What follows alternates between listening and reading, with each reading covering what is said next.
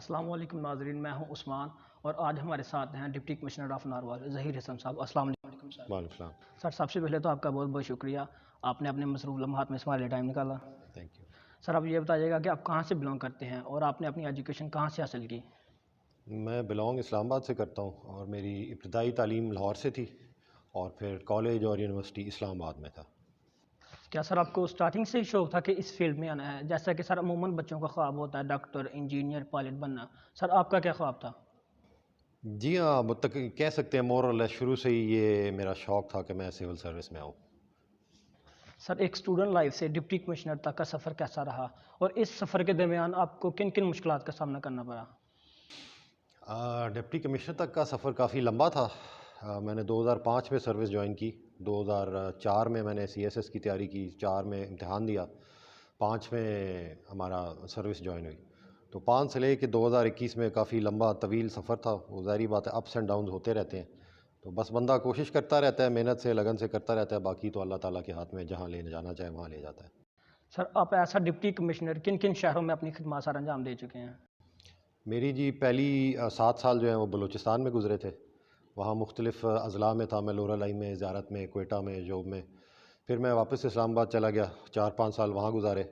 Ministry of housing में था, 1-2 जगह और था, पाकिस्तान हाउसिंग अथॉरिटी में था।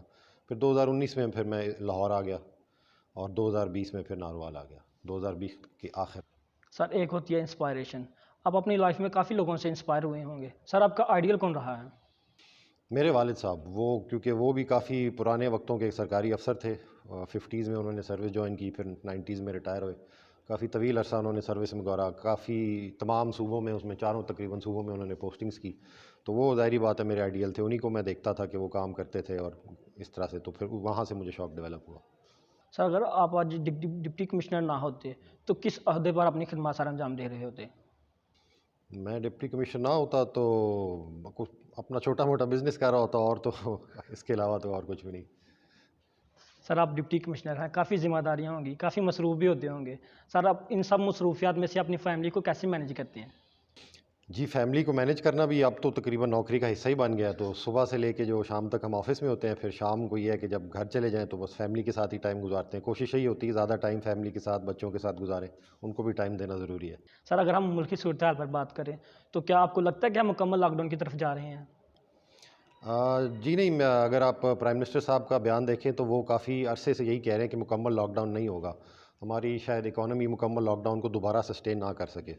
तो स्मार्ट लॉकडाउन्स की पॉलिसी चल रही है, पार्शियल लॉकडाउन्स की पॉलिसी चल रही है। जहाँ पे कोरोना का इन्फेक्टिविटी रेट ज़्यादा हो रहा है, उधर सख्ती ज़्यादा है। जहाँ पे थोड़ा-सा रेट कम है, वहाँ थोड़ी-सी सख्ती ज़्यादा है। तो आवाम को मैक्सिमम बेनिफिट दिया जा रहा है कि उनको बहुत ज़्यादा जो है लॉकडाउन में ना रखा जाए। सर नारवल में अभी तक कितने कोरोना केसेस रिपोर्ट हुए हैं? डेथ केसेस और रिकवरी केसेस की शरह क्या है? अभी तक नारोवाल में जो थर्ड फेज़ चल रहा है उसमें हमारी इन्फेक्टिविटी रेट तकरीबन 3 अशारिया कुछ है, 3.8 के करीब है, जो कि डिवीज़न में भी और सूबे के और मुल्क के हिसाब से काफ़ी कम है। लेकिन हमें फिर भी एहतियात करना चाहिए, मोहतात रहना चाहिए। कोरोना की इन्फेक्टिविटी रेट कम है, इसका ये मतलब नहीं है कि हम एसओपीज़ छोड़ दें। एसओपी पे हमेशा अमल करना चाहिए, मास्क पहने, डिस्टेंस रखें और पब्लिक ट्रांसपोर्ट को खुला होके बैठें उसके अंदर। अगर आपको दुकानों के अंदर जाना है, ख़ास तौर पे मास्क पहन लें, हाथ धोएँ, बार-बार धोएँ, सैनिटाइज़ करें। यही तरीका है उसको, और जो 60 से ऊपर हैं और 50 से ऊपर हैं, वो वैक्सीनेशन ज़रूर कराएँ। नारवल में वैक्सीनेशन सेंटर कायम है? जी, नारोवाल ज़िले में 2 वैक्सीनेशन सेंटर्स कायम हैं। किधर-किधर एक सर? नारोवाल पब्लिक स्कूल में बना हुआ है जी। और एक शक्करगढ़ में है। दोनों में 50 से ऊपर-ऊपर और 60 से ऊपर-ऊपर वाले लोगों को वैक्सीनेशंस लग रही है। जो भी अपने आप को रजिस्टर कराता है, वो जाके वैक्सीनेशन करा ले ज़रूर। सर जैसा कि नारवल इतनी सिटी अभी वेल डेवलप नहीं है, तो यहाँ के लोगों को एसओपीज़ पर फॉलो करवाने के लिए और अवेयरनेस के लिए आपको किन-किन मुश्किलात का सामना करना पड़ रहा है? अवेयरनेस के लिए तो हम मसाजिद में भी ऐलान कराते हैं। अब शहर के अंदर भी गाड़ियों के ऊपर लाउड स्पीकर लगा हुआ है। टीवी मीडिया का बड़ा इसमें अच्छा किरदार रहा है कि टीवी के थ्रू बड़ा लोगों को पता चलता रहता है। और इसके अलावा हमारी एमसी की और हमारी जो असिस्टेंट कमिश्नर्स हैं तीनों तहसीलों में, वो टीमें लेके रोज़ शाम को निकलते हैं। 6 बजे वाला लॉकडाउन भी इम्प्लीमेंट करते हैं। दिन के वक्त भी घूम रहे होते हैं शहर में, जहाँ कहीं वायलेशन नज़र आती है पकड़ लेते हैं। अब यही है कि अब लोगों को खुद भी थोड़ा एहतियात करना ज़रूरी है। अब हर दुकान में, हर गली में, हर घर में हम जाके मास्क ज़बरदस्ती पहना नहीं सकते।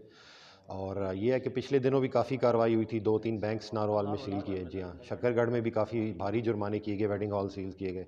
लेकिन लोग अभी भी एहतियात नहीं कर रहे। तो लोगों से मेरी रिक्वेस्ट है कि आपके कैमरे के थ्रू कि वो भी एहतियात किया करें, अपना फ़ायदा है।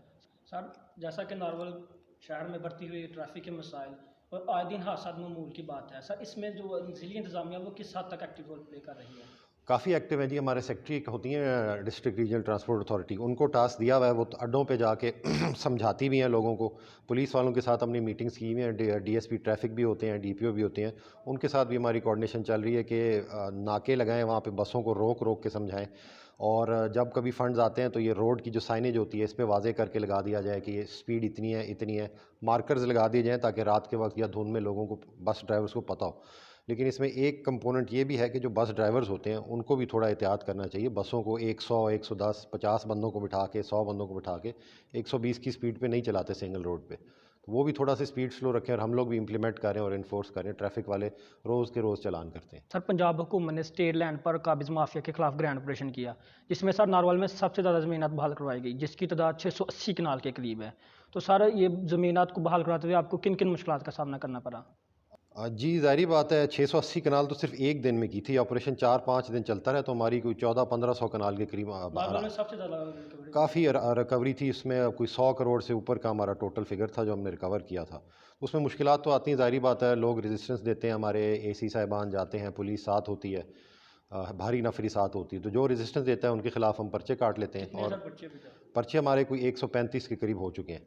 रेजिस्टेंस पे जो देते हैं उन पे भी पर्चे हैं, और वैसे भी जो लोग सरकारी राज़ी पे कब्ज़ा करके बैठे हुए थे उनसे जब कब्ज़ा वागुजार कराते हैं तो उन पे एफआईआर कटती है। सर नारवल के दो तीन चैलेंज जो आप समझते हैं बहुत बड़े हैं, और अगर इनको हल कर लिया जाए तो मुश्किलात कम हो सकती हैं, मसाइल कम। जी, नारोवाल के जो 2 सबसे बड़े चैलेंज हैं वो नारोवाल सिटी में तो जी सीवरेज या ड्रेनेज का मसला है। बिल्कुल सर। ठीक है, ये नई कॉलोनीज़ बन चुकी हैं बगैर प्लानिंग के, इनमें सीवरेज और ड्रेनेज का निज़ाम ठीक नहीं है। ये एक गली से निकलता है तो दूसरी गली में पानी फेंक देते हैं, कोई मेन सेंट्रल लोकेशन पे जाके ये जाता नहीं है। तो इसको करेक्ट करने की बड़ी ज़रूरत है। कोई मेजर प्रोजेक्ट आए जो तमाम शहर की सीवरेज और ड्रेनेज को कलेक्ट करके जाके नालों में फेंके, वरना थोड़ी सी बारिश होती है, आपने देखा होगा शहर में पानी खड़ा हो जाता है सड़कों। बिल्कुल। और दूसरी सबसे है रोड की कनेक्टिविटी।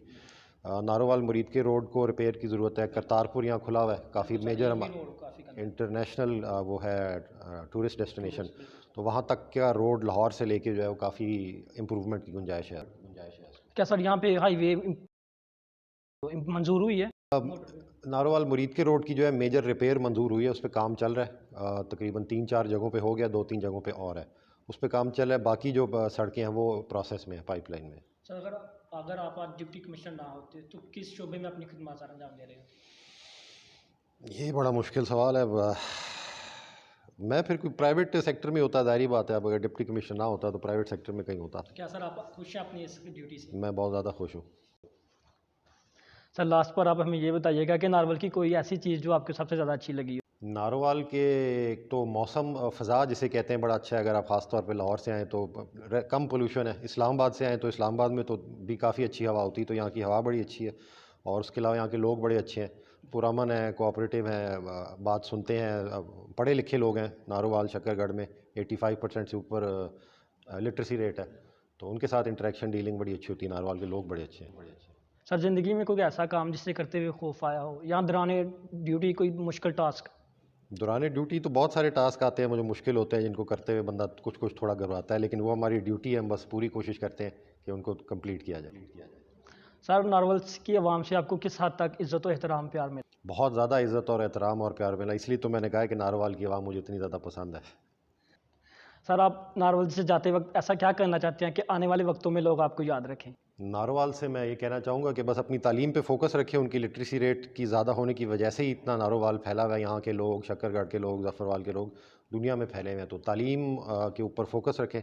इंशाल्लाह तालीम ने ही जो आपको लेके जाना है जहाँ आपने एंड तक पहुँचना है। हम भी तालीम के ज़ोर पे इधर पहुँचे, तो तालीम पे फोकस रखें। तो जी नाज़रीन, आज का हमारा सेशन यहीं तक था। अगेन सर आपका थैंक यू, आपने अपने मसरूफ़ लम्हात में से टाइम निकाला। खुदा हाफिज़।